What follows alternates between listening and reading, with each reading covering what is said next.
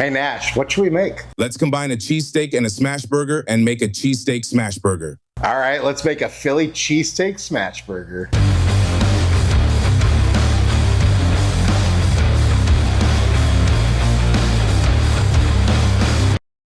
Welcome back to Chaos Kitchen, where we can't turn down a good fusion, especially if it's two things that we love. So today we're gonna take a Philly cheesesteak and a Smashburger, and then we're gonna combine them into one beautiful thing, a Philly cheesesteak Smashburger. So that's the plan. Without further ado, let's go.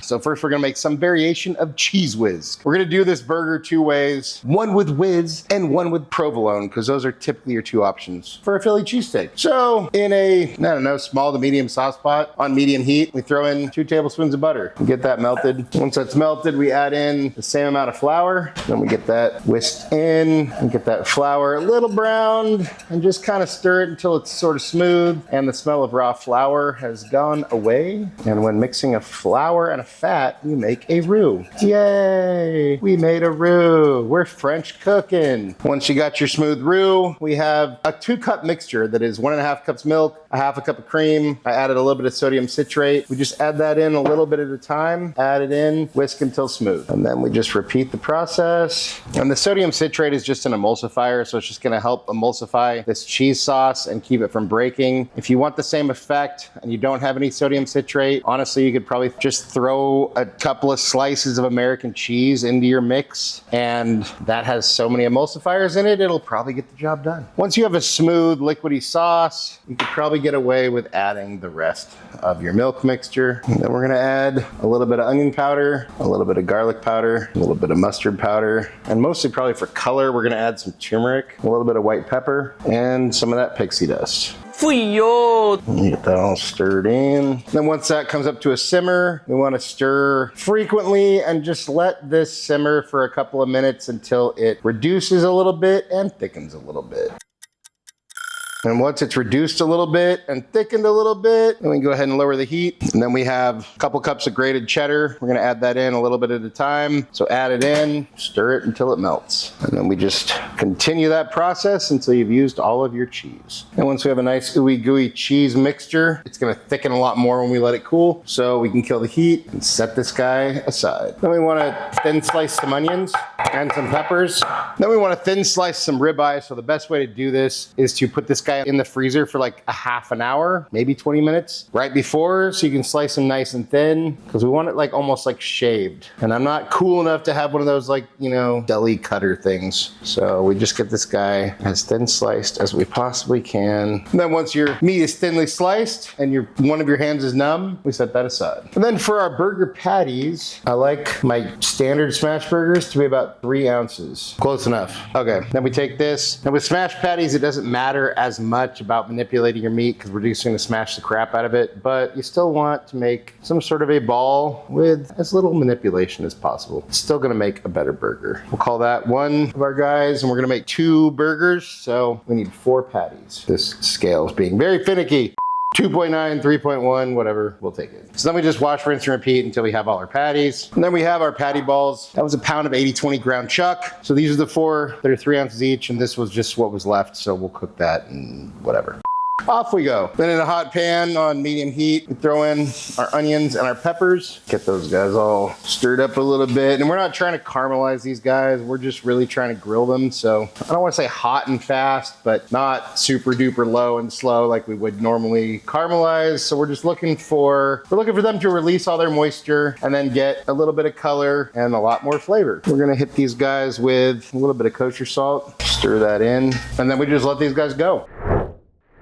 And once your onions and peppers have softened, have a little color, and just a little bit of char, and then go ahead and kill the heat and pull these guys off. Then on a hot skillet on medium heat, we take some buttered buns and throw them on there to get a little bit of a toast. We're just using some potato buns. Then once our buns have a little bit of toast, we set them aside. Then we throw down a little bit of oil. Neutral oil or beef tallow is what we're using. It doesn't really matter. Then we just take our guys, depending on how much room you have. I'm gonna go 2 at a time, here and here. And we got some parchment. And then we just smash these dudes. And we do the same thing to our other guy.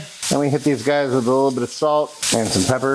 And then once they are nice and crusted, we flip them. This guy will be our provolone one, so we'll go ahead and put a piece of provolone on each patty. Then as soon as that cheese is mostly melted, we pull them. And then we just repeat with our other two patties for our Whiz one. Then we want to cook our Philly cheesesteak deals, so throw these guys on there, try to get them all evenly spaced out. And they don't have to be even, just one layer thick across the whole deal. And no real need for oil on this step because these are ribeyes. They got some nice fat built in, you know. And then we just get these guys cooked up, chop them up, flip them over. They're gonna cook super fast because this meat's super thin. And we throw in our onions and our peppers. Get that all cooked. We want some nice char. We'll get that all spread out. There we go. That's what I'm talking about. And then we wanna split these guys up into sort of two camps. And then for our provolone guy, we'll do a few pieces of provolone. And then for our Whiz guy, we'll do some of our Mornay cheese whiz deal. And then we can kill the heat. And then we can pull these guys off.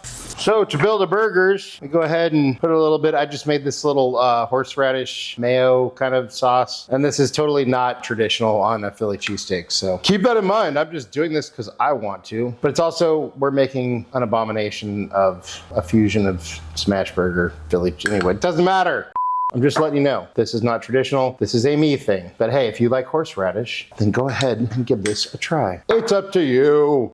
Then for our first one, we're gonna do our provolone patty. And then a layer of our provolone cheesesteak beef, whatever. Second provolone patty. Second layer of cheesesteak provolone beef, whatever. Come on, come on, come on.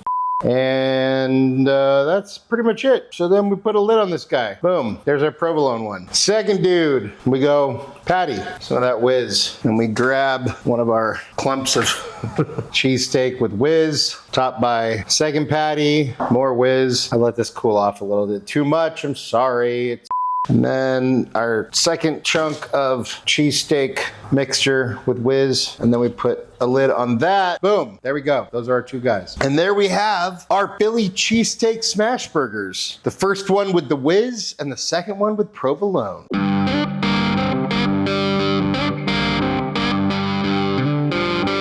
And it's time for a bite. First we'll go with the Whiz one. Cheers. And now the provolone one. Cheers.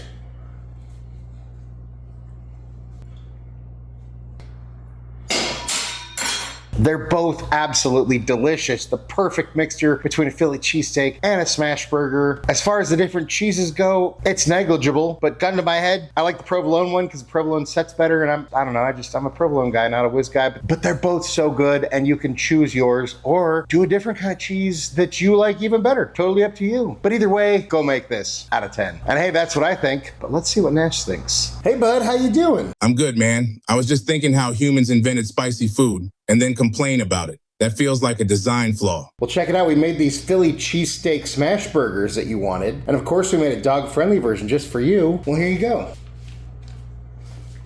What do you think? That crunch? Illegal. That sauce? Dangerous. I would absolutely eat this again without supervision. Anything you want to say to your fans? Giving up doesn't always mean you're weak. Sometimes it means you are strong enough and smart enough to let go and move on. Nash approves, I approve. Another killer chaos fusion. Thank you so much for watching. Really appreciate you all. If you enjoyed this video, go hit the like button. And if you want to check out some more other cool fusion videos, go check them out somewhere over here. And just remember, cook more, eat better, embrace the chaos. Until next time, be good and peace.